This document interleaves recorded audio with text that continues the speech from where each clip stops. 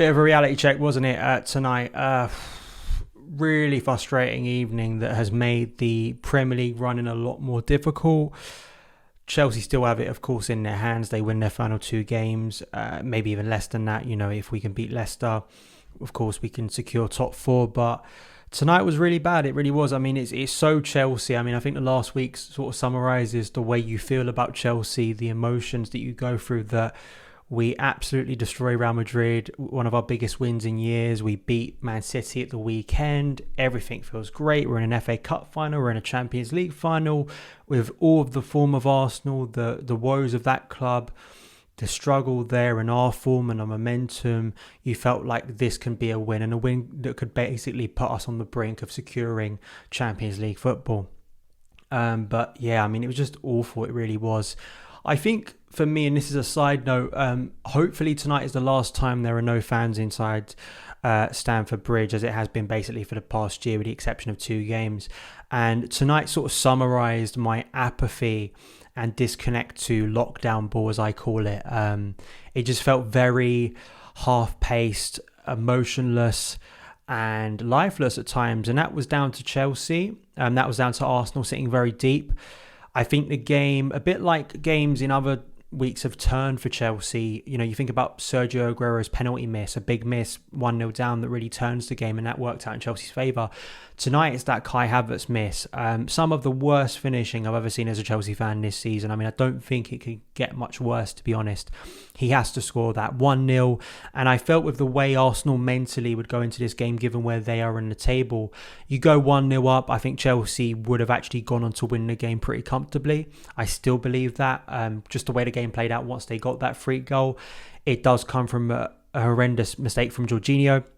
Very unlike Jorginho, that's not where I expect him to falter in his game, but his overall performance tonight, and I don't want to just scapegoat Jorginho, because all round tonight there were many mistakes. It was a lack of conviction to our play, there was a lack of intensity, there was a lack of correct decision making on the whole. I think very much because of the moment that seals the game is, of course, Jorginho's massive error, but you think about Kurt Zouma being on the ball a little bit too much there. And of course, it leads to an awful back pass that Kepa nearly salvages the situation. But I felt just individually, I think Jorginho who sets things going a lot of the time. The unfortunate thing about Jorginho is, as has been the case during his Chelsea career, it's one extreme or the other. This is the issue with Jorginho, and why I still think midfield has to be improved this summer, because you do get performances like that. And I feel like that type of performance tonight for me summarised why Chelsea need to invest in the summer, why there are still areas of this squad that have overachieved this season, that have done incredible things, getting to a Champions League final, on the brink of winning an FA Cup on Saturday, that there still needs to be improvement in key areas. This is not the perfect squad. As much as we've been hyped and sort of elevated in our confidence for these players because of their big performances recently, there are still glaring errors. And, you know, tonight was a perfect example, once again, that Chelsea have struggled with under Thomas Tuchel, of that game that you expect Chelsea to control, to dominate, but not having the finishing, not having the right intensity that they do in big games. This Tuchel team at the moment feels a little bit like early Liverpool under Klopp.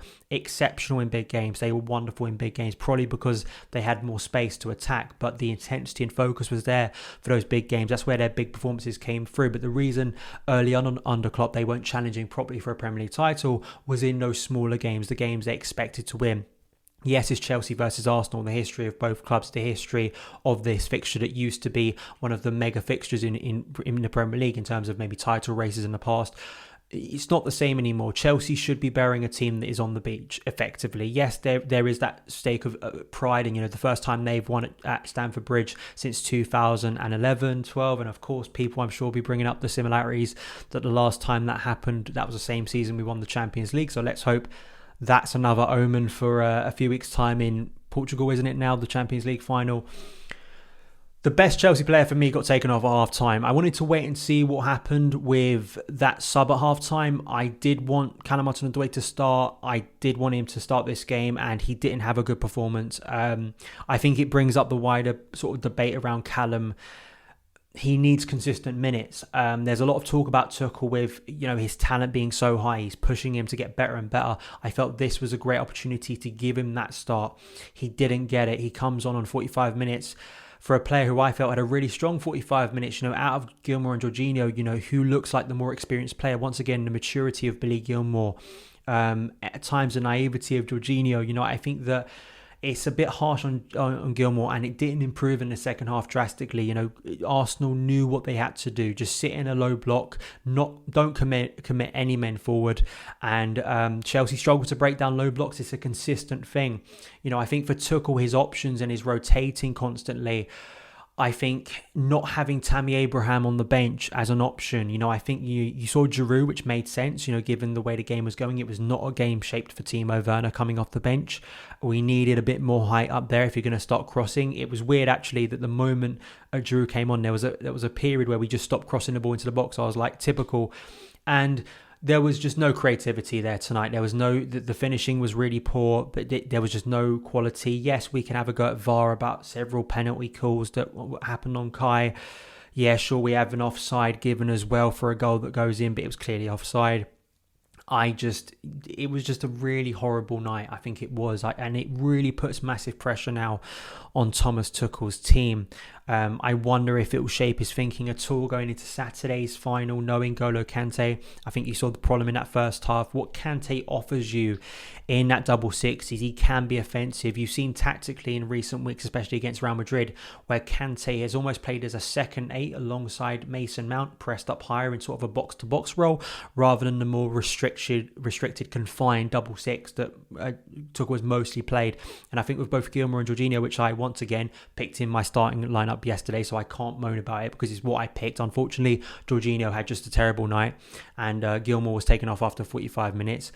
But I think his ability at times to break the lines, at times to press forward, to add an extra man, because so much of our creativity is forced on that front three. That is still a massive problem. We don't get enough goals. I think there will be scapegoats, as there always is in football, and it's very easy to pinpoint that one moment, that crucial moment. But you've got to look towards Kai Havertz with that finish. He's got to put it away. He just has to. He has to be more clinical in that situation, and it puts Chelsea 1-0 ahead very early on in the game. A couple minutes later, we're 1-0 down due to a horrendous mistake. I think Tuchel maybe at times, do we need a free back system for the whole of that game? It was quite clear that Arsenal once again were just going to sit back so deep in that second half. They weren't going to commit men forward. They weren't going to be looking to get that second in any sort of serious capacity. So that was my big frustration. Maybe he could have taken off, say, a centre back at half time potentially, and be a little bit more daring in that second half. You could have kept Billy Gilmour on, maybe switched to a 4-2-3-1. Tuchel has not done that, so it's a bit harsh of me to say switch to a formation you haven't used, but unfortunately tonight, I think you saw the frailties that need to be fixed for next season. That's my big concern about performances like this. It felt very, very similar to the Wolves draw, to the Southampton draw, to the Brighton draw, to the Leeds draw. Not so much the West Brom game, which was a really disastrous day. I think those are a pattern of games where Chelsea, lacking urgency against a side who sit deep, put numbers behind the ball. We don't have the same focus. We don't have the creativity. And that's what is going to cost Chelsea next season in a title race.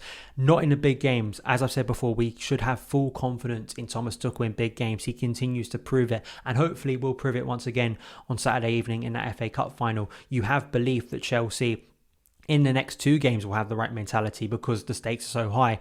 It's when the bread and butter, the bulk of your games in a Premier League season are these type of games. Yes, it's against Arsenal, but games where you're expected to win, you're expected to turn up and be the better side and show your quality.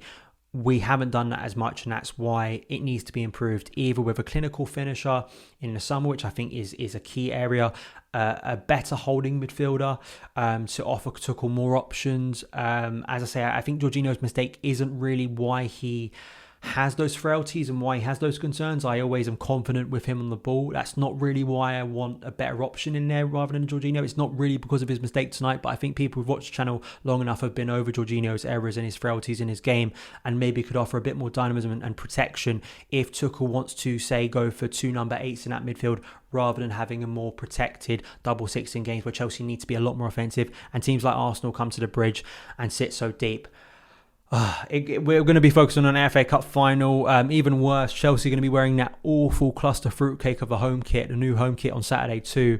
Let's hope our moods will be lifted heavily on Saturday. We have to brush this thing off now. Let's hope Man United can do us a favour tomorrow night against Liverpool at Old Trafford. Thank you guys for watching. Hit that like button if you can. Subscribe, and I'll see you again.